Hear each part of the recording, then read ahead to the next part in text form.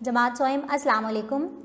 पिछली वीडियो में हमने आपकी किताब से गुफ्तगू के आदाब सबक की पढ़ाई की और किताब पे उसकी मश्क हल की। आज हम इसके नोट्स की पढ़ाई करते हैं जो आपने अच्छे से याद करने हैं। सवाल नंबर 1, गुफ्तगू के क्या मायने हैं? इसका जवाब है बातचीत। गुफ्तगू के क्या मायने हैं? बातचीत। सवाल नंबर 2, गुफ्तगू के बारे में अल्लाह ताला ने क्या फरमाया है? इसका जवाब है लोगों से अच्छी बात कहो। सवाल नंबर 3, सबसे बुरी आवाज़ किसे करार दिया गया है? इसका जवाब है गधे की आवाज़ को। सवाल नंबर 4, गुफ्तगू कैसे करनी चाहिए? इसका जवाब है सोच समझकर आहिस्ता आवाज़ में। सवाल नंबर 5, बात समझाने के लिए कितनी बार दोहरानी चाहिए? इसका जवाब है 3 बार।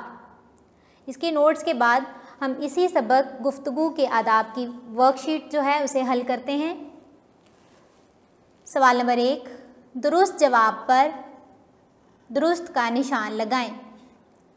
गुफ्तगू के क्या मायने हैं? आदत, बातचीत, इखलाक।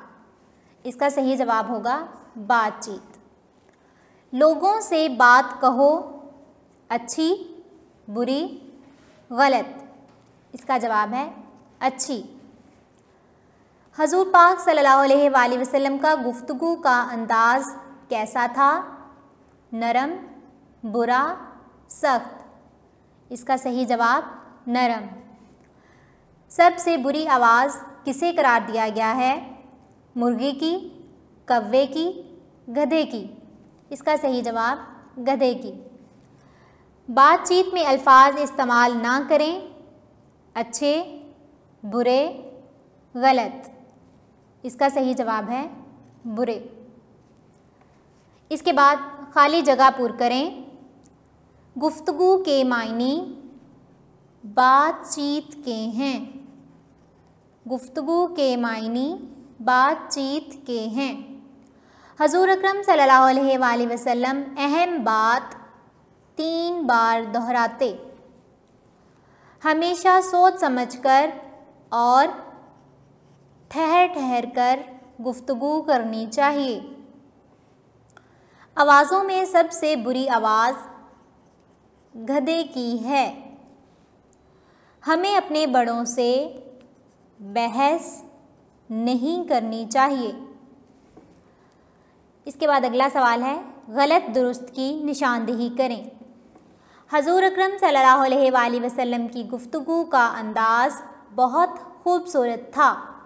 दुरुस्त। गुफ्तगू के मायने बातचीत के हैं। दुरुस्त।